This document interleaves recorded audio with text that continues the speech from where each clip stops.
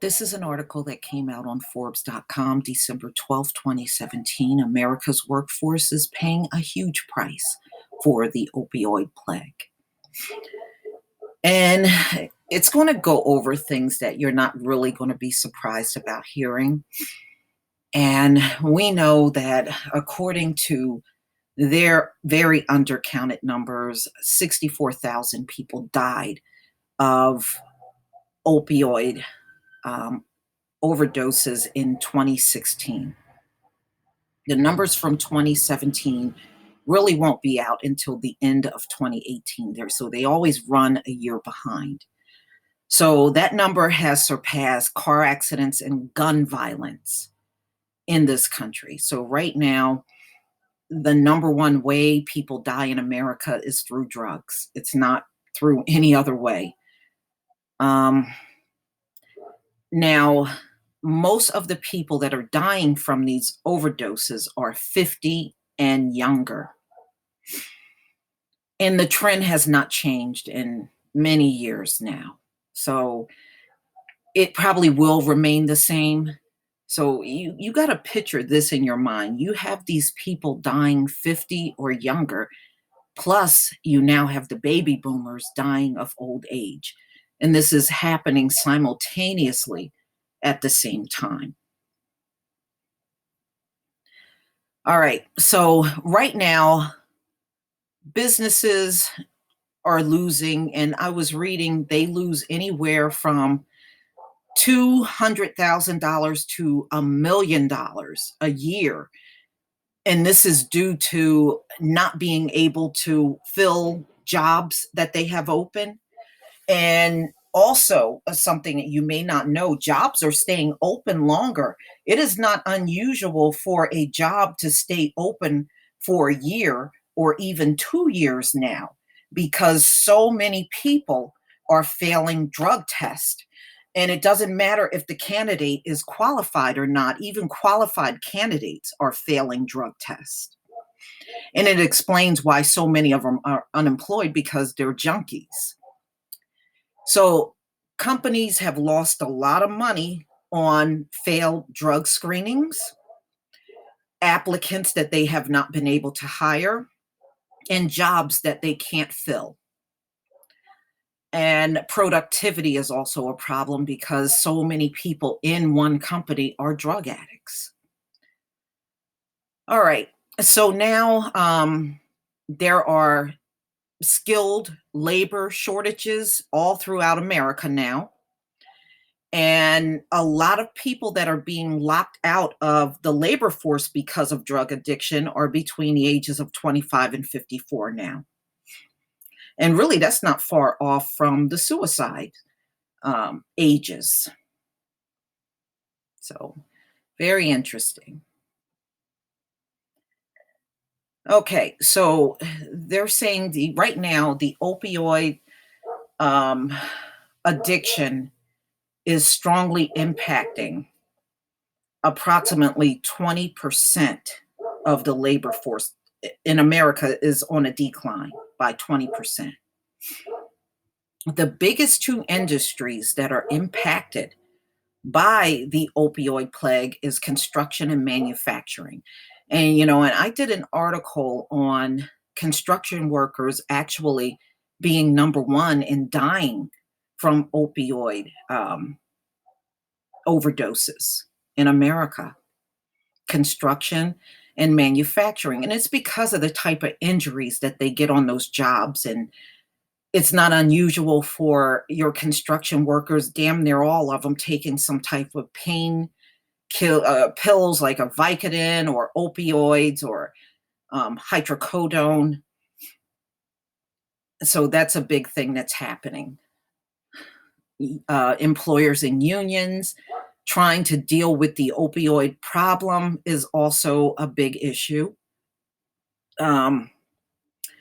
Over a few years, when people would ask about my kids, I would tell them that Matt struggles with life.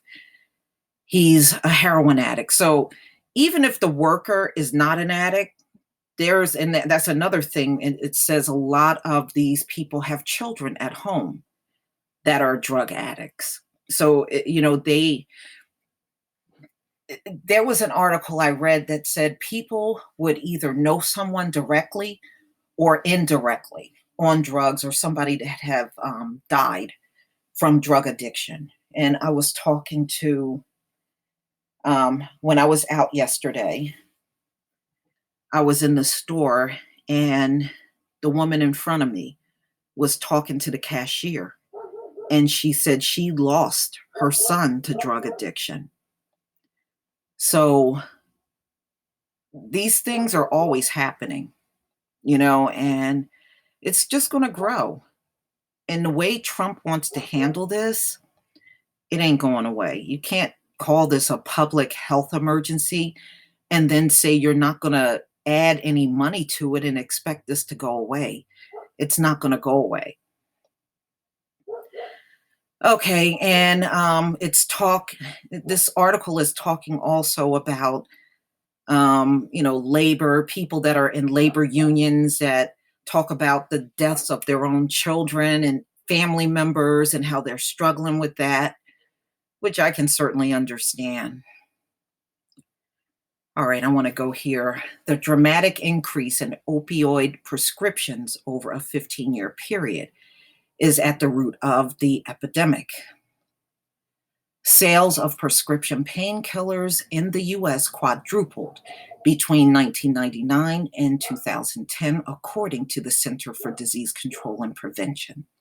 The CDC also reports that since 1999, deaths from prescription opioids have quadrupled. But see, what I don't get is if you know the opioids are killing people like that, why did it take them so long to do something? And really, what they're doing now is pretty minimal because you still got doctors sneaking and writing these prescriptions anyway when they're told to cut back on it. Okay, nearly everyone in the audience, roughly 150 people, raised their hand. And that's when they asked if anybody's life has been impacted by the opioid heroin epidemic. Almost every hand in the room went up, and it was 150 people in the room. They said only 3 people didn't put their hands up. That should also be a clear sign of how bad it really is out here. It's really bad. It really is.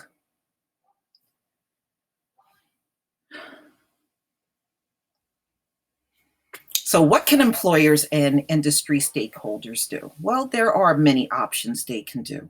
You know, if they really want their work done, then why not look at America as a whole and start diversing up your workforce? But I know some people just don't want to do that. That's why they'll just keep drug testing until they find a few needles in the haystack. But it will save your business. But I guess we haven't gotten there yet.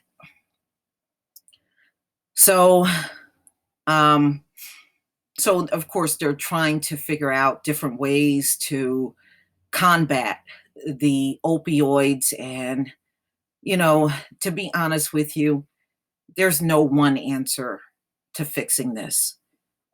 There's really not much they can do.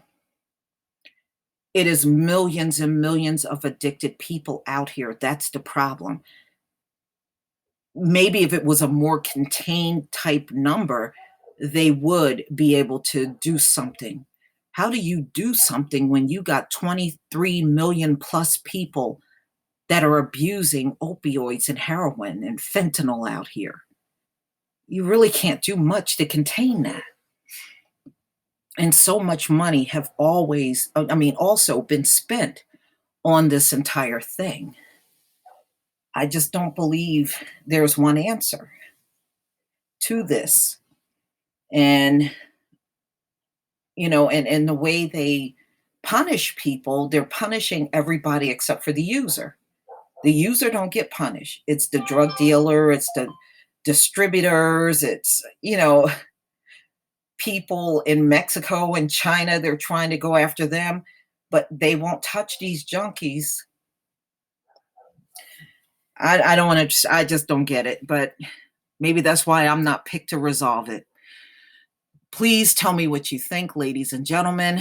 Please leave your comment and subscribe, and don't forget to hit on that notification bell. Peace, family.